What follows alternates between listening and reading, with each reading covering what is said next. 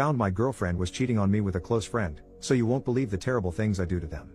Part 1. My wife Rachel and I grew up in a largish town of close to 30,000 people. We knew each other at an early age, roughly 6 or 7, can't specifically remember. We were practically inseparable. At 16, we started dating each other. When we turned 18, we moved away for work in a city just a few hours drive away. By 20, we were married and had bought our first house. At 22, we discovered that she was pregnant with a boy. It was then disaster struck about 5 weeks before she was due to go on maternity leave. A large shelving unit collapsed and crushed her.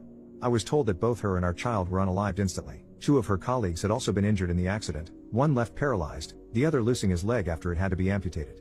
The company she was working for had, in a cost-cutting measure, decided to continue using old shelving that had been written off as unsafe instead of replacing it. I still haven't quite forgiven those executives and management personnel that made that decision, because they cut short the love of my life as well as unaliving her unborn child. It wasn't long after I was told I had a choice on how to proceed with what her company called compensation, but I called it blood money. They wanted to settle out of court to avoid a lawsuit. I, on the other hand, was out for their blood.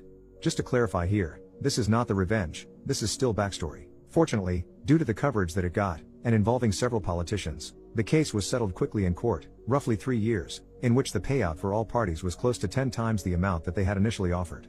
A lot of fines were given to them for breaches on work, health and safety, executives were sacked, others were jailed, etc. In this time, I was still working my job in telecommunications. My mother, bless her soul, had moved in while all this was happening to help me. I think I would have fallen apart if she hadn't been as involved as she was. It was around this time, I was offered a promotion, but it involved a lot of travel around the state. I made a request to have an office in my hometown's branch, as I wanted to not only take care of businesses in the state, but in my hometown also, as there was no business representative located there, to which they agreed.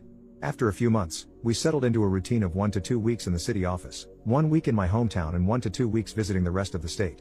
After a year, I decided to buy a house in my hometown, so I wasn't having to stay at my parents' place every week or so, that I was home and that I could come and go as I pleased.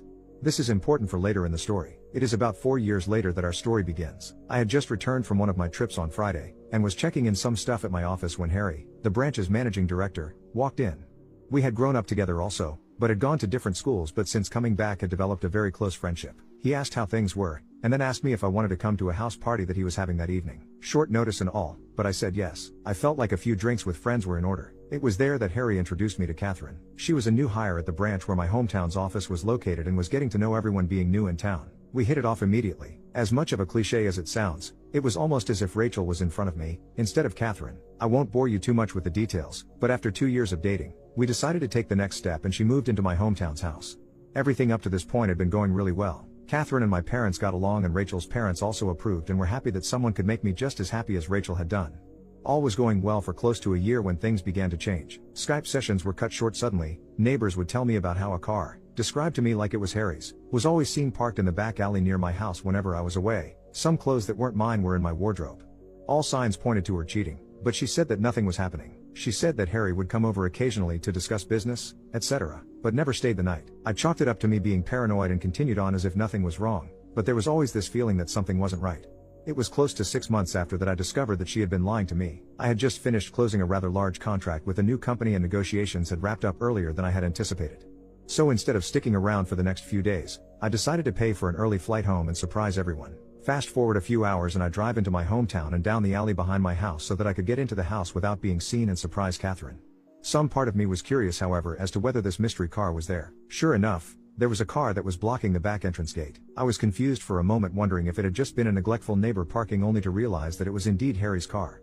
If it hadn't been for the high hedge line that I had put in a few years back for privacy, I may have well driven past my own place. Pulling up behind his car, I got out and thought it was strange that he was there so late, as she claimed that he always had left by now. As I approached the back of the house, I saw something that stomach drop. In my kitchen, Catherine and Harry were going at it hammer and tong. I froze. Time stopped. There was my close friend, having intimacy on my kitchen bench with my girlfriend. I didn't know what to do. So many questions were running through my head. Was this real or was I dreaming? Why were they having intimacy in my house? Feeling defeated, I turned and left without them seeing me. I sat in my car for what felt like an eternity. I was crying hard, but the sadness quickly turned into anger. The same kind of anger I felt towards those that were responsible for Rachel's death. I wanted to hurt them badly. As a pacifist, I don't believe in violence. It was then I knew I was going to punish them and destroy their lives. And what better time to start than now? I moved my car back up the alley, far enough away from my driveway that I could still see Harry's car, and then walked back to the gate where I could see into the house, and called her phone.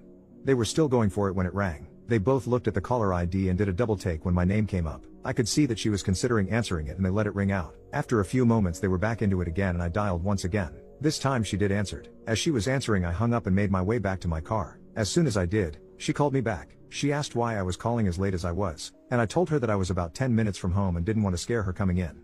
She, obviously, was shocked and acted happy that I was coming, and the call ended very quickly after she said she was going to get up and get changed into something.